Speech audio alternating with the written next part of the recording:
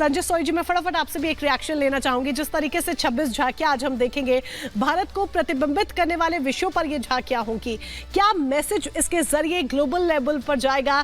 सिर्फ देश ही नहीं बल्कि विदेशों में भी जाएगा। नहीं, बिल्कुल। देखिए, यहाँ पर दो तीन चीज़ें जो नज़र आती हैं भारत की। जो खास बात भारत की है वो है विविधता में अनेकता।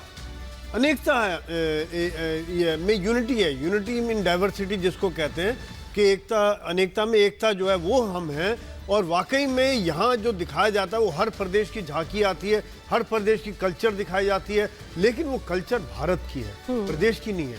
ओवरऑल ये भारत की कल्चर है। और कहीं ना कहीं एक अंडरलाइंग फैक्टर हम देखते हैं कि वो सब में एक समानता रहती है। वो प्यार की भावना है, कर्तव्य की भावना है, एक निष्ठा की भावना है और भारत के प्रति गर्व की भावना। यहाँ पर अगर हम देखा जाए तो जिस प्रकार से भी तिरंगा फहराया जाएगा थोड़ी देर में, तो तिरंगा एक हमारे गर्व का हमको गर्व देता है, जिसके कारण आज हम यहाँ खड़े हैं।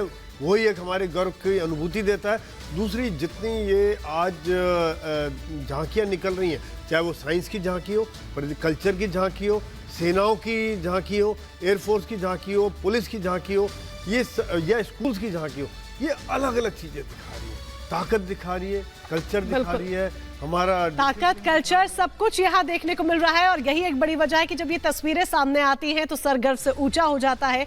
जेके बंसल जी, सर गर्व से ऊंचा जरूर हो जाता है ये जानकर भी कि आज हमारा देश नित नए दिन नई ऊंचाइयों को छू रहा है। और खुद राष्ट्रपति द्रौपदी मुर्मू ने भी बीते दिन ये बात कही, इस बात का जिक्र किया। आगे आने वाले वक्त में अगर हम देखें तो आज हम अपना 75वां गणतंत्र दिवस मना रहे हैं। भारत को कहाँ देखते हैं, क्योंकि लगातार नए आयाम हम छू रहे हैं। बिल्कुल, हम नए आयाम छू रहे हैं, इसमें कोई शक नहीं। जैसे कि बताया गया है कि चंद्रयान को हमने भेजा है साउथ पोल पे। दूसरा जो भारत की साख है, और जो खास करके G20 में ये ऑर्गेनाइज हुआ, उस दौरान में बहुत सारे ऐसे फैसले लिए गए जिससे कि बहुत सारे देश जो हैं हमारे साथ जुड़ने को तैयार हैं।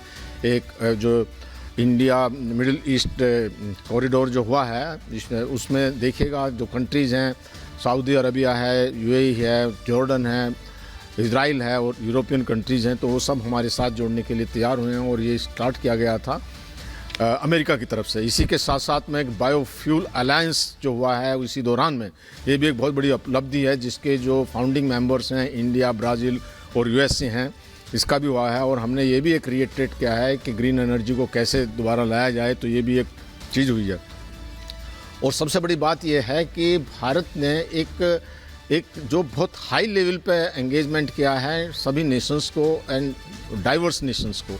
और आपको ये भी जानकर खुशी होगी कि जो अफ्रीकन यूनियन है उनको भी परमानेंट सीट दिलाई है, जिसके 55 मेंबर्स हैं। और वो बहुत इस चीज़ से प्रसन्न हुए हैं कि साउथ जो ग्लोब है, उस ग्लोबल साउथ का भी एक रिप्रेजेंटेशन किया जाए। अगर आप भारत के अचीवमेंट और तरीके से देखे जाएँ तो जब टर्की में ये भूचाल आया तो हमारी यहाँ से जो रेस्क्यू वर्कर गए, और ख़ास करके आर्मी मेडिकल कोर, जिसका मैं भी आर्मी मेडिकल कोर्स से हूँ, मुझे भी इस चीज़ का खासकर फ़ख्र है। सभी को फ़ख्र होना चाहिए कि वहाँ पर एक फील्ड हॉस्पिटल स्थापित किया 99 मेंबर्स के, और उसमें एनेस्थेटिस्ट, रेडियोलॉजिस्ट, ऑर्थोपेडिक सर्जन सभी लोग गए। और तो और जो फीमेल जो डॉक्टर्स हैं वो गई हैं, उनका वहाँ पर ध्यान दिया गया। और जब हमारी टीम वापस आ रही थी तो इतना छू दिया था वहाँ के उनके दिलों को कि वो बड़े भावुक हो गए थे।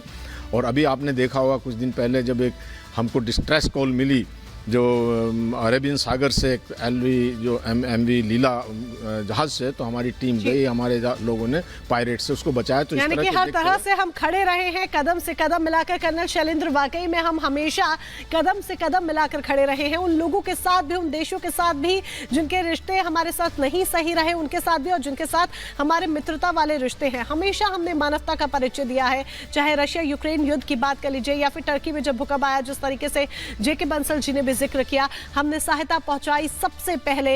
या फिर आप अभी हाल फिलहाल की बात कर लीजिए, इजराइल हमास के युद्ध के बीच जिस तरीके से भारत ने स्टैंड लिया, आप इसकी बात कर लीजिए। हमेशा हमने एक समझदार देश होने का, एक ऐसा देश होने का कि जिसका अपना एक स्टैंड है, अपना एक क्या वो चाहता है, क्या उसकी सोच है, यह हमेशा हमने खुलकर दर्शाया है।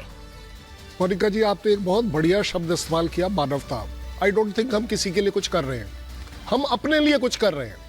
हमें मानवता पसंद है, हमने जो काम करना है वो करना है, उसका हमें कोई कॉग्निजेंस नहीं लेना कि पाकिस्तान को क्या लगेगा कि अगर हम S-400 रशिया से खरीदेंगे तो अमेरिका को क्या लगेगा अगर हम Exactly. इसीलिए मैंने कहा कि हमें पता है कि हमें क्या करना है। क्या बढ़िया बात, और हम वो कर रहे हैं जो हमें ठीक लगता है। अगर हमें ठीक लगता है कि प्लेनेट शुड बी सेव्ड, तो हमने बोला है कि नहीं, आप पोल्यूशन कम करना पड़ेगा, सभी को करना पड़ेगा। हम कम करेंगे, आपको भी करना पड़ेगा। आज हम एक वर्ल्ड की वो वाली वॉइस बनते चले जा रहे हैं, वो आवाज बनते चले जा रहे हैं जो मानवता के लिए काम कर रही है। ज्यादा बड़ी बात यह है, आप मत सोचिए कि ये सारे कंट्री सिर्फ इसलिए हमारे पीछे पड़े हुए हैं। इनको मालूम है which is going to be the rising economy, which is going to be the best economy, which is going to be the bigger democracy. ये दुनिया को पता है। अगर आपने बिजनेस वर्ल्ड में सरवाइव करना है, आपको हमारे यहां आना पड़ेगा। मैं ये नहीं कहता कि फ्रेंच प्रेसिडेंट हमारे यहां एक सिर्फ बिजनेस इंटरेस्ट से आए हैं, लेकिन उन्हें एस्टैब्लिश करना है कि 25 साल का अगर हमारे पास पिछला अच्छा इतिहास है, तो वो पूरे यूरोप को दिखाते हैं, फ्रांस के प्रेसिडेंट, कि हमने 2047 तक के लिए स्ट्रेटेजिक टाइज जो है वो इंडिया के साथ सेट करें। हमारा पूरी तरीके से बहुत बड़ी है, ये हम हमेशा दर्शाते हैं कि आगे आने वाले सालों के लिए, स्पेशली 2047 तक के लिए, जिस तरीके से आपने भी जिक्र किया, भारत का विजन पूरी तरीके से तैयार है।